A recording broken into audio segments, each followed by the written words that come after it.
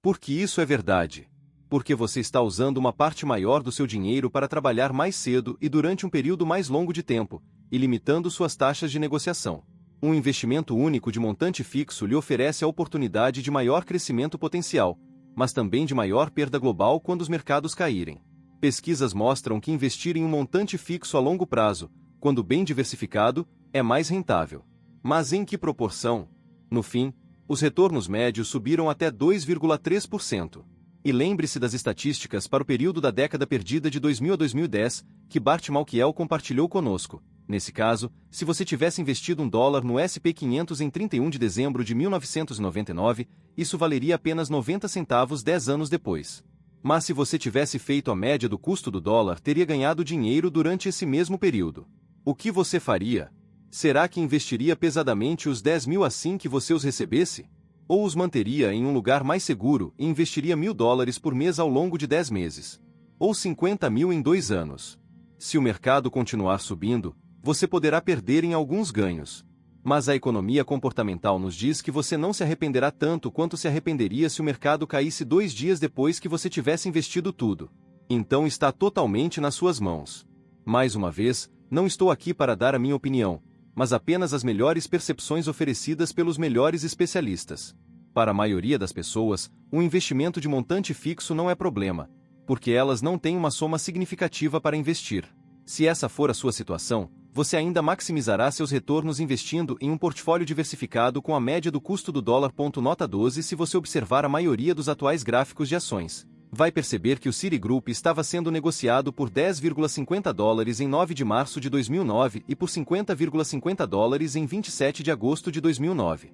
Esses dados não são precisos. Os gráficos foram reformatados para refletir o fato de que, em 6 de maio de 2011, o Citigroup fez um reagrupamento de ações. Cada 10 ações que estavam sendo negociadas por $4,48 em 5 de maio foram combinadas em um estoque de ações no valor de 44,80 por ação, que fecharam o dia em 45,20, com um pequeno ganho por ação. Assim, 29 bilhões de ações do Citigroup foram convertidas em apenas 2,9 bilhões de ações, de modo a aumentar o preço por ação. Ou como o Wall Street Journal afirmou em 10 de maio de 2011, o Citigroup se tornou uma ação de $40 pela primeira vez desde 2007, já que seu preço por ação pareceu subir mais de 850% desde o fechamento de sexta-feira. Porém, os investidores não ganharam sequer um centavo. Seção 5 Vantagens sem desvantagens. Crie um plano de renda vitalícia Caplu 5. Invencível, inabalável, inconquistável. A estratégia da All Seasons. A invencibilidade está na defesa. Sun Tzu. A arte da guerra. Há acontecimentos em nossas vidas que moldam para sempre a nossa visão do mundo. São marcas em nossa jornada que, mesmo sem que soubéssemos, nos deram o prisma pelo qual agora observamos o mundo. E o que nós escolhemos permitir que esses eventos signifiquem para nós vai reverberar em nosso comportamento e tomada de decisão para o resto da vida. Se você cresceu nos loucos anos 1920, sua vida foi moldada pela prosperidade e pela grandiosidade.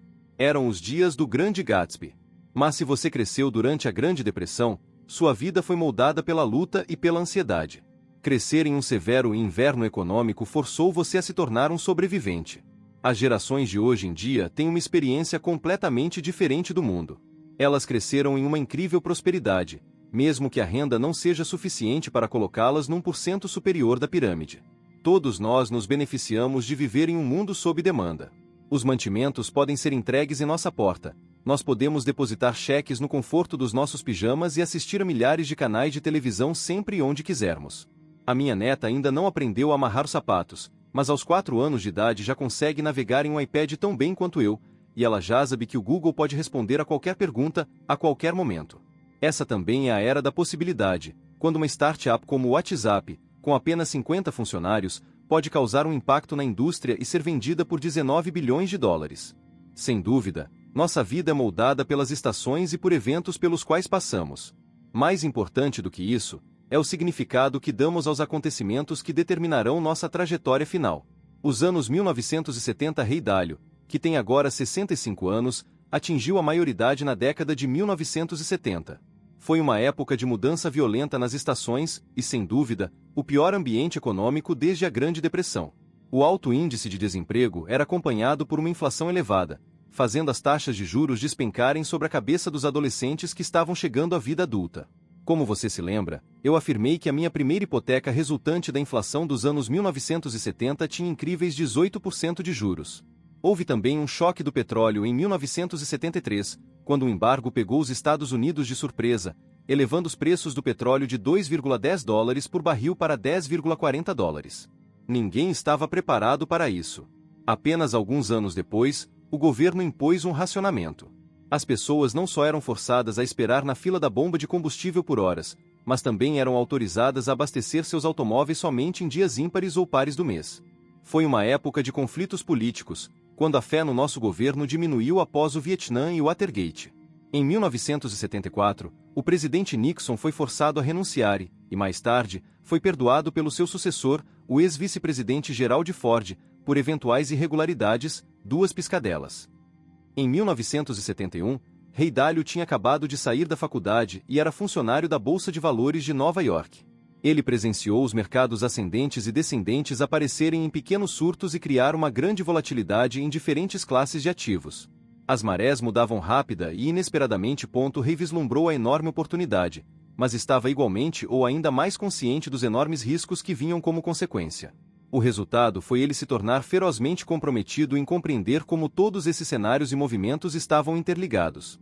Ao entender como a máquina econômica maior funcionava, acabaria descobrindo como evitar as perdas catastróficas que atormentam tantos investidores. Todos esses eventos moldaram o jovem Ray Dalio para que ele se tornasse o maior gestor de fundos de cobertura do mundo. Mas o momento que mais moldou a filosofia de investimento de Ray aconteceu em uma noite quente de agosto de 1971, quando um discurso surpresa do presidente Nixon mudaria o mundo financeiro definitivamente. Uma noite de Nixon, as três principais emissoras de televisão tiveram sua transmissão interrompida inesperadamente quando o presidente dos Estados Unidos de repente apareceu nas salas de estar em todo o país. Com um aspecto sério e agitado, ele declarou: "Ordenei ao secretário John Connally que suspendesse temporariamente a conversibilidade do dólar em ouro." Em uma breve frase, o presidente Nixon anunciou ao mundo que o dólar nunca mais seria o mesmo.